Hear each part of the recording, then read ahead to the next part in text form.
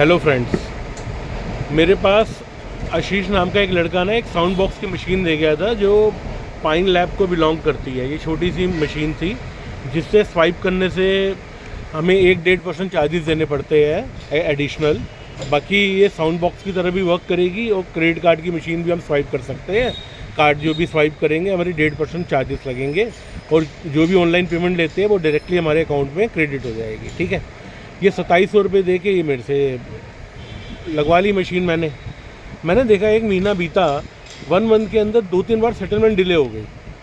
ऐसा यार गूगल पे और पेटीएम में मैंने कभी देखा नहीं था कि ऐसे सेटलमेंट डिले करते हैं, लेकिन ये कंपनी ऐसे करती है।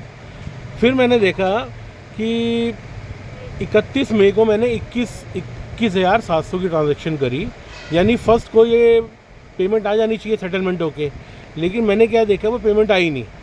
कंपनी की मोडो ऑपरेंडी ऐसी है कि लोगों के पैसे दबा लो, उसे कहीं शेयर मार्केट में यूज़ करते हैं या क्या करते हैं मेरे को नहीं पता।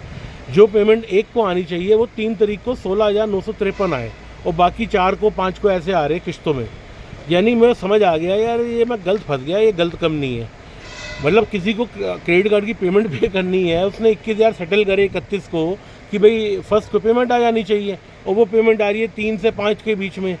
मैं घबरा गया, मैं समझ गया ये कंपनी में गड़बड़ है, तो मैंने इसका ट्रांजैक्शन पूरी बंद कर दी 1 मंथ के लिए।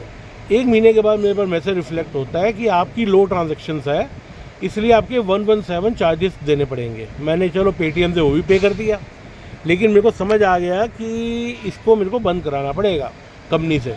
मैंने कस्टमर केयर में फ़ोन करा पाइन लैब के कि मेरे को ये मशीन बंद कर दो और मेरे पैसे रिफ़ंड करो, 2700 या 1000 कुछ तो दो यार, मेरे पैसे तुम लेकर गए हो, पागल बना गए हो। तो उन्होंने कहा जी हम 1 साल तक इसे रिफ़ंड नहीं कर सकते और आपको हर बार इसे चलाना पड़ेगा, वरना आपको पैसे पे करने पड़ेंगे। मतलब कंपनी की गुंडागर्दी देखो कि हमें फंसा भी दिया और रिफ़ंड भी नहीं कर रहे और क्लोज़ भी नहीं कर रहे अमाउंट। चलो ठीक है।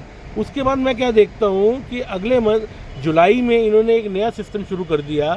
Platform charges as per RBI guidelines कह रहे हैं हमें कुछ देने पड़ेंगे 0.02%, समझ रहे हैं। यानी हम सपोज़ 2,000 की ट्रांजैक्शन करते हैं तो 5 रुपये हमारे कट रहे हैं। यानी हम सपोज़ 80,000 1 लाख की ट्रांजैक्शन अगर पूरे महीने में करते हैं तो यानी कंपनी को हम 300-400-500 रुपये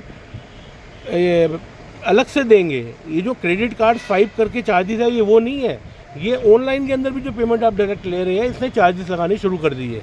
कहने का मतलब ये है कि अगर इसके पास 10 लाख मशीनें हैं पूरे इंडिया में और हर बंदे से ये अगर 200 रुपये भी कलेक्ट करता है तो यानी इसका रेवेन्यू तो 20 करोड़ हो गया 1 महीने का। यानी 3 महीने में तो इसने 60-70 करोड़ इसी के इकट्ठे कर लिए और अपने अदर चार्जेस जो लेती है वो अपना रेवेन्यू ये कर ही रही है। तो मतलब इसने मार्केट में, मैं आपको ये आगाह करना चाह रहा हूँ छोटे रिटेलर्स, इसकी मशीन किसी भी कीमत पर ना लगाएं। ये लोगों को पागल बना रही है और यहाँ पे सुनवाई किसी की नहीं है। आरबीआई वाले बंदे ने इसको ये अलाउ कैसे करा मेरे को नहीं पता, वो तो मुझे ही पता है कि 10-20 पेटी दिया, आरबीआई ने छोटा सा ऐसे सर्कुलर दे दिया कि आप चार्जेस लगा सकते हैं। आरबीआई के बंदे को नहीं पता कि मार्केट से ये 20-30 करोड़ का गेम खेल रही है हर मंथ। तो मेरी रिक्वेस्ट है रिटेलर से कि भाई साहब इस मशीन को कभी भी इंस्टॉल ना करें, पूरी चोर कंपनी है, कोई सुनवाई नहीं है और शेयर मार्केट में भी मैनिपुलेट कर रही है क्योंकि इस क्वार्टर में इसका रेवेन्यू एकदम से बढ़ेगा। तो मैं तो ये जो मशीन है ना ये आपके सामने मैं अभी इसे तोड़ के दिखा रहा हूँ।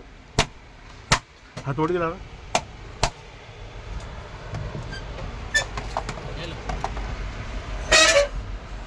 दिख रहा है जी।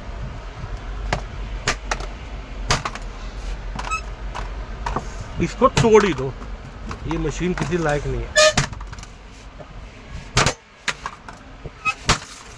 और ये मशीन ब्रेक कर दी मैंने, अब पाइन लैब वाला लूट नहीं पाएगा इसका, वो भी दे दो। तो रिटेलर्स में भी आपसे ये नहीं पाइन लैब वाला, यही आपसे रिक्वेस्ट है कि इस कंपनी की मशीन को इंस्टॉल ना करें, पूरी चोर कंपनी है। Thank you.